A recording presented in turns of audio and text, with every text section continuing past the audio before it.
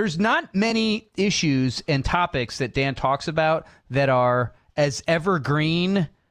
It's a radio term we use, meaning you can talk about it anytime, than this whole data center situation, right? There's rarely anything in the news that comes up where it's like a new development in the data center story or controversy. It's just they're existing, they're being built slowly but surely, and they're being stopped from being built in certain areas, maybe your area. I know where I live. I live in rural Illinois, northern Illinois, way out beyond the suburbs of Chicagoland.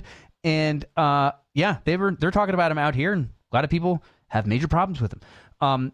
They're also being talked about in urban areas and in suburban areas. Our next guest is somebody who's been on the show many times. He joins Dan regularly. He's the director of research at Manhattan Institute and an author of The Dead Pledge, The Origins of the Mortgage Market and Federal Bailouts. Let's see how many things I can get wrong about him. He has the worst name, as Dan says, in policy. He does not, he has a terrible radio voice, I've been told, and is dead set against data centers. Not only does he not want any more constructed, he wants the current ones to be destroyed, but just in the United States. Judge Glock, welcome back on the Chicago's Morning Answer. Did I get all that right? That's basically correct. Thank you so much for having me. No, I think it's the opposit of all of those things. The opposite of all of those. Yeah, strike that and reverse it. I heard you. I've heard you on the show many times before, and I heard you on Fox News recently as well, talking about data centers. And I always tell people I am 70% for them, 30% against them, and that kind of fluctuates. I go down a little bit when I hear about how some of them were constructed without the approval of the people. You know, the city council kind of just got it through without really telling anyone about it, and that really ticks off citizens when that kind of stuff happens. And then you hear about water and how much it consumes, but then you hear that it barely consumes a fraction of almond places in California, or it's about as much as a golf course, which everybody loves golf courses. And there isn't any latest updates on data centers, but give us the pro on them, because you're very pro construction of data centers, because I know we're going to get blowback from our listeners on this. So give the Reader's Digest version of why you were so pro data centers. Well, I am pro, and I should start off by saying that in general, but there are certain circumstances in certain communities where it may not be appropriate, or where people may not just want them. And I'm totally accepting of that and understanding of that. But if people are going to debate whether or not they want a data center in their local community, they should do it based on the real facts. And so the basic facts are that data centers are a local economic development tool, just like basically any other. Local communities all across America, they're fighting over trying to get factories. They're fighting over trying to get power plants. They're fighting over even sometimes landfills if they provide enough jobs and local tax revenue. Some communities will want those sorts of industries and some won't, and that's okay, and data centers are no different. The thing about data centers, though, is that, one, they have very few negative effects to the local community. Basically, it's not like a lot of, say, if you have a factory nearby or a power plant that's going to be spewing smoke in the air all the time. There's very little pollution coming out of them. There's not even that much traffic that comes through them. They basically require no city services. You basically have to have a road come out there, and you have some power lines, and they basically take care of themselves. And despite that, they throw up a ton of local tax revenue.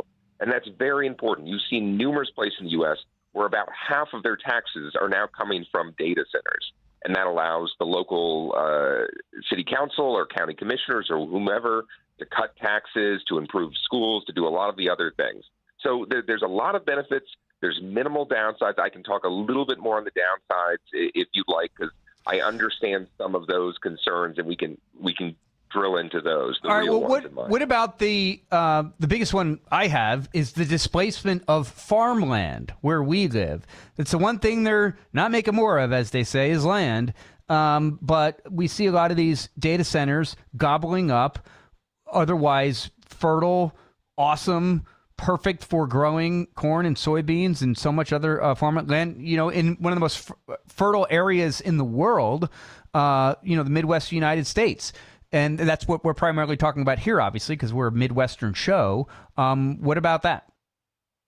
Well, so if one is concerned about farmland loss, data centers should probably be like number 38 on your list of concerns for farmland loss. Like the main reason we're losing farmland in the United States is residential growth, suburban growth, sprawl outwards. I think a lot of people have concerns about sprawl. On the whole, I also think that's good. We want more single-family homes for Americans. We want people to be able to afford more homes, and we need to do that by growing, including growing outward. But data centers, we're talking about these data centers. They're usually taking up at most, in most communities, a few dozen acres. Like in a lot of places, a data center can be, just 2 or 3 acres, and that's going to be it. This is a relatively minimal loss of farmland. Again, you compare it to, say, a local car factory, which is actually in most cases going to be much larger. Data centers just aren't that big a deal in terms of gobbling up land because they shove all of these computers so tightly together into this small space. So I think it can be a concern. But again, the data centers should be very low on your list of concerns about loss of farmland. And some of these questions might sound stupid, but they're ones I have, and I know I've heard them from other people too. But like, why can't they make the data centers way deep in the ground, or take up, let's say, a much smaller footprint, but just a much deeper hole into the ground, so that they're not taking up? Because so many of them seem so expansive, like these ugly, terrible solar panel farms. What about digging deep versus expanding outward? Okay, so this gets to the visual impact, which is a concern of local communities, and I understand it. If you have a new 100-foot tall data center that's looming right over your local neighborhood and maybe looming over your local baseball diamond, then yeah, I can see that concern. Some people don't care as much. Some people do care, and that's okay. That's America. We can have different preferences. On the whole, though, on the visual impact, despite them being a little taller in some cases than, say, an Amazon fulfillment center, they're not that different from that. They're basically a big, not particularly attractive concrete box. America is filled with big, not particularly attractive concrete boxes. A lot of our economy runs off those concrete boxes, not just data centers, but warehouses, fulfillment centers, factories that are low slung, and so forth. So that's pretty similar. Yes, they tend to be a little bit taller, but not so tall. I mean, not as tall as a local office park in a community. And like anything, yes, you could dig it down into the ground, but digging costs a lot of money. The more you dig, the more you got to pay, and especially when you're talking over a couple acres, that's going to raise costs significantly. Maybe in some communities that's worth it to say, hey, if you want to build, just dig a little bit lower for it. But in most cases, my kind of solution is just push it a little further out. If you're concerned about the visual impact, if the thing's 2 miles down the road, it's basically not bothering anybody. And there's plenty of places in America to put a data center 2 miles down the road from a local community. Well, we're talking about where I live. 2 miles down the road is us, Rochelle. Look it up on a map. We're the ones who are saying, no, guys. And I know this is NIMBY. This is not in my backyard. But so many of us have been inundated with these windmills, which are a whole issue, I know, in and of themselves. And so many people who I talk to where I live hate them, and they're eyesores, and they certainly don't purport to give the sort of energy that they were promised when they were put up years ago, and killing birds and all that. That's a whole other topic, I know. But there is a lot of that angst out in rural communities like where I live. The whole "fool me once" thing. You guys said this about the windmills, and now these data centers. Like, we're always the redheaded stepchild of those. And I'm sorry if you're redheaded too, Judge. I know we've been hammering you a lot here. But what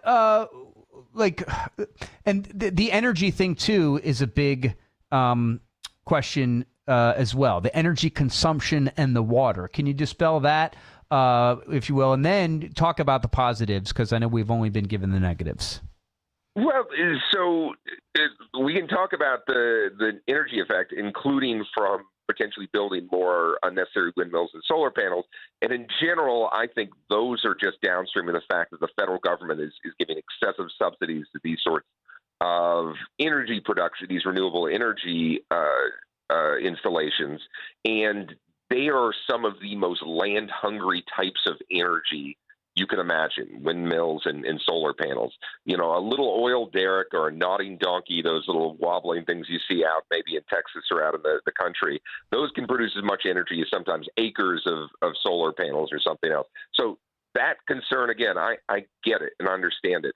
But just one more thing on like the local communities who feel like they're having this shoved down their throat. Yeah. Like in general, some of them are. But most of the times, if you talk to a lot of rural communities, it's a trade-off. They understand trade-offs, just like they understand, hey, we're not thrilled maybe about a local power plant coming to our neighborhood, or not right into the neighborhood, but into the county. But, hey, we understand there's property taxes. We understand there's good jobs. We're willing to do that trade-off. And you have all of these rural counties, say in like Richland Parish in Louisiana, where their teachers are now getting double the salary that they were before. Their taxes are going down. All of these benefits are coming from the data centers, and they understand there's negative effects too. But a lot of these rural counties are desperate for jobs and money, as they should be, and that's the trade-offs they have to weigh. And I think that the property tax thing is such a huge thing here, because you do have places like Quincy, Washington, or I wrote a long piece on Loudoun County, Virginia, where almost half of all their taxes are coming from data centers. And in Loudoun, that's allowed them to cut the property tax rate by almost 40%. That's allowed them to have absolutely beautiful schools, well-appointed, nice, smooth roads, a good police force, great community parks, and all of the rest of that. And are some people concerned about the noise and the visual impact? Yeah, and that's understandable, just like they are concerned about what happens if a factory moves into community. But a lot of communities in America want to have those jobs and that money and those other benefits that come with them, and they understand the trade-offs. And I think, in general, we should be allowing these local communities to make those trade-offs. And a lot of them are going to benefit, and others are going to not want it, and that's okay. We got about a minute left for you to give forget about even the local benefits. What are the overall positive benefits for the United States of America internationally and our economy, and our expansion into space and progress and technology and all the whole reason that these are being put up in the first place? Yeah, that's the positive effects on the economy are hard to overestimate. So basically, we have about 1.5% of our entire economy now is data centers. In the beginning parts of Trump's second term, you basically have, depending on who you ask, a third to a half to even more of all economic growth being due to data center construction. I mean, they're creating an immense amount of good blue-collar jobs. They're creating a lot of construction. They're allowing the American economy to solve unbelievably difficult problems. There's a lot of upside nationally for those. And nationally, we really have to appreciate what they're doing for the overall economy, especially what they're doing for a lot of blue-collar Americans who are trying to get jobs, who are trying to get construction work, and aren't being able to get it because of a lot of other opposition out there. 763, just what does a data center do? Can you encapsulate that in 30 seconds? It's tough, and it definitely depends on the data center. So there's all types, and basically a data center is a collection of different computer chips that communicate with each other. A lot of them are being built today because of artificial intelligence, and a lot of those are when you type in something to Google or into Claude or to open ChatGPT, they're answering those questions. They're talking to each other and trying to figure it out and then sending the answers back to you. And they're also just connecting different computers and websites on the internet. So a lot of different things that we all use every day, all of the time.